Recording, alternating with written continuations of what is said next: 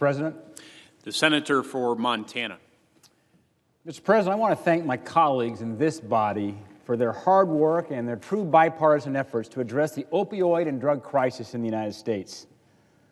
The legislation before us will help combat an epidemic that touches the lives of almost every person in our country. In Montana, opioid overdoses have claimed the lives of 700 people since 2000.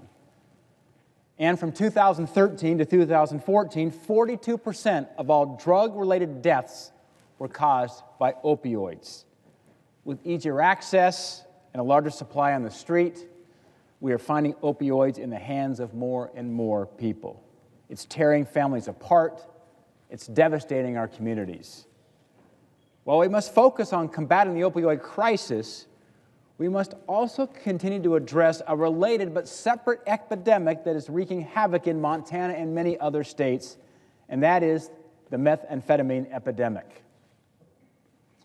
In Montana, meth is destroying families and communities and disproportionately impacting our tribes.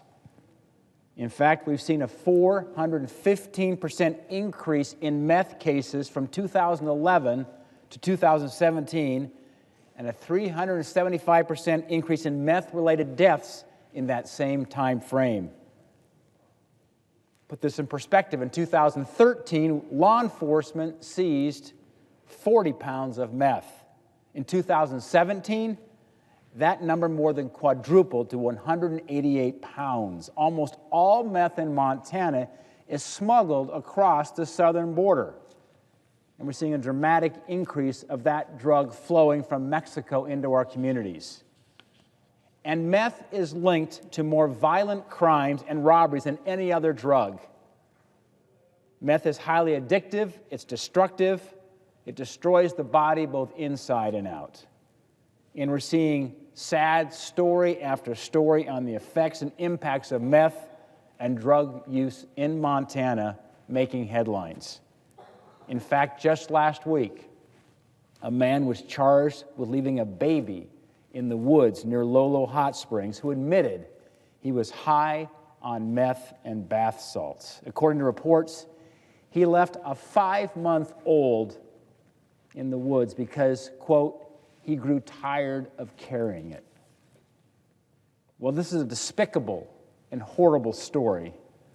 This is just one of many we're seeing across Montana. I'm thankful for those on the ground in Montana for diligently working to combat this crisis, including our very own Attorney General Tim Fox, as well as our local law enforcement.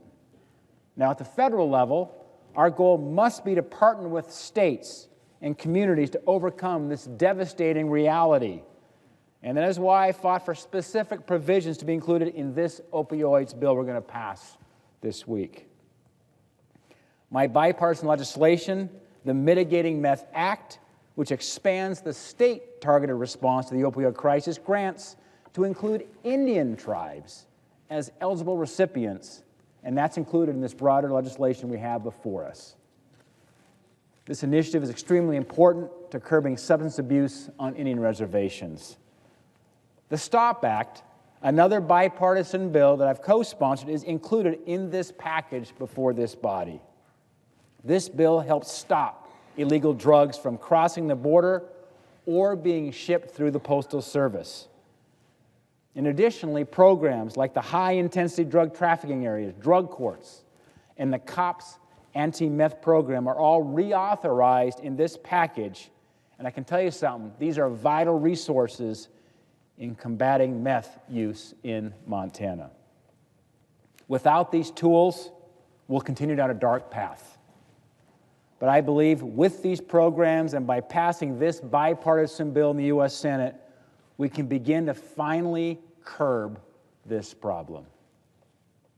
I truly want to thank my colleagues, and I look forward to passing this legislation and sending this to the President's desk.